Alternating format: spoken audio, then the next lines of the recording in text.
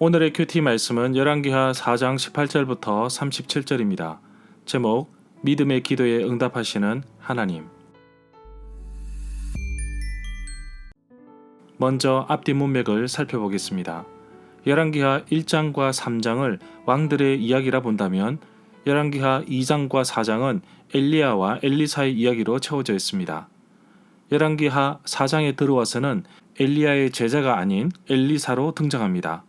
엘리사는 우상 숭배가 가득 차 있는 북이스라엘에서 여전히 하나님의 선지자로서 그 역할을 잘 수행하고 있습니다.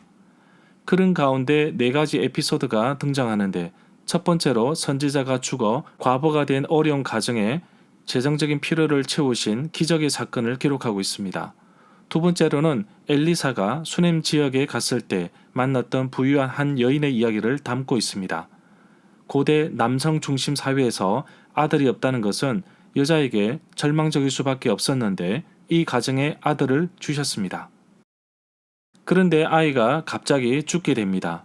수넴 여인이 엘리사를 찾아온 것은 하나님께서 아들을 주셨다는 믿음이 있었고, 또 아이를 주신 하나님께서 또한 아이를 살리실 것을 믿으며 기다렸던 것입니다. 문단을 나눠보겠습니다. 18절부터 24절은 수넴 여인의 아들이 죽다. 25절부터 37절은 다시 살아난 수넴 여인의 아들. 18절에 보면 수넴 여인의 남편은 나이가 많았고 너무 늙었다고 14절에서 언급하고 있습니다. 늙은 나이에 아이를 얻는 것이 정말 기적이고 감사할 뿐입니다. 그 아들이 곡식을 거두고 있는 곳으로 갔습니다. 수넴 여인의 아들이 어른이 되었다기보다는 들에서 곡식을 베고 있는 아버지에게 찾아갈 정도라고 볼 수 있습니다. 19절에 보면 곡식을 베는 일터에서 어린 아이가 머리가 아팠다면 일사병으로 추정할 수 있습니다. 남쪽 지방에서는 심각한 위험을 불러올 수 있다고 합니다. 시편 121편 6절에 의하면 낮의 해가 너를 상하게 하지 아니하며 라는 구절이 나옵니다. 강렬한 떼약빛에서 일사병이 일어날 수 있음을 보여주고 있습니다. 20절부터 21절에 보면 그 아이는 점심때까지 어머니의 무릎에 누워있다가 마침내 죽고 말았습니다. 그러자 아이의 어머니인 수넴 여인은 옥상에 올라가서 하나님의 사람이 눕던 침대 위에 그 아들을 눕혔습니다. 그리고 문을 닫고 나왔습니다.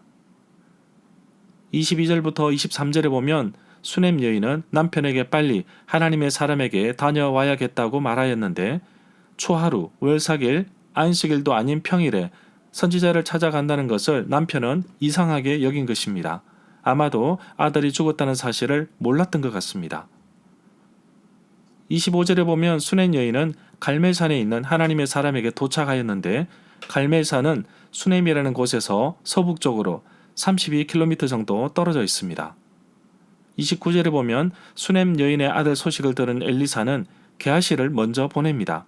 그리고 엘리사의 지팡이를 수넴 여인의 아이의 얼굴 위에 놓아라고 부탁을 합니다. 30절에 보면 일어나서 수넴 여인을 따라 나섰고, 31절에 보면 엘리사의 사환 게하시가 그들보다 먼저 가서 그 아이의 얼굴에 지팡이를 올려 놓아 보았으나 아이가 깨어나지 않았습니다. 32절에 보면 엘리사는 아이가 누워있는 방으로 들어가서 문을 닫았습니다. 엘리사가 여호와께 기도를 드렸습니다. 34절에 보면 그리고 나서 침대로 올라가서 그 아이 위에 몸을 포개어 엎드렸습니다. 엘리사가 자기 입으로 수넴 여인의 아이의 입에 두고 자기 눈을 그 아이의 눈 위에 두고 자기 손을 그 아이의 손 위에 놓고 그 아이 위에 엎드리니 아이의 살이 차차 따뜻해지기 시작했습니다. 엘리야도 이와 비슷한 사건이 있었는데 열왕기상 17장 21절에 나옵니다. 35절에 보면 엘리사가 잠시 내려 앉았다가 집안을 이리저리 다니다가 다시 아이 위에 올라가서 그 아이의 몸을 포개어 엎드렸습니다. 마침내 그 아이가 7번이나 재채기를 한 다음에 눈을 떴습니다. 36절에 보면 엘리사가 게하시를 불러 수넴 여인을 불러오게 하였습니다. 게하시가 수넴 여인을 불렀습니다. 그 여인이 들어오니 엘리사가 그 여인에게 살아난 아들을 데리고 가라고 하였습니다. 엘리야도 병들어 죽은 집 주인의 아들을 살린 적이 있었는데 엘리야도 다락방에서 아이를 살려 어머니에게 데려가려고 한 사건이 열왕기상 17장 23절에 나옵니다. 절마다 상세한 설명과 구절 해석, 핵심 내용과 중심 줄거리는 네이버 블로그에 올려져 있습니다. 내게 주시는 교훈입니다. 하나님께서 엘리야를 통해 아들을 주셨다면 하나님은 엘리사를 통해 죽은 아이도 살릴 수 있다는 수넴 여인의 간절한 믿음을 엿볼 수 있었습니다. 믿고 신뢰하고 바라는 기도를 응답하시는 하나님은 이미 수넴 여인의 필요를 아시고 도우십니다. 열왕기하 4장 1절부터 7절에 과부의 어려운 형편을 아셨지만 기름을 담기 위해 그릇을 빌려야 합니다. 우리의 수고와 역할과 책임이 있습니다. 동일하게 수넴 여인의 그 간절함을 하나님은 알고 계시지만 그의 노력, 그의 수고, 그의 헌신도 필요합니다. 바로 찾고 간구해야 한다는 사실입니다. 하나님은 나의 필요를 아시고 채우시는 분이십니다. 그러나 먼저 해야 할 것은 하나님을 간절히 찾고 구하는 기도를 하는 것입니다. 모든 것이 자동으로 된다고 생각하시면 안 됩니다. 에베소서 2장 8절부터 9절은 우리가 잘 외우는 말씀이지만 2장 10절에서는 그에 대한 우리의 책임과 역할이 중요하다는 사실을 알려줍니다.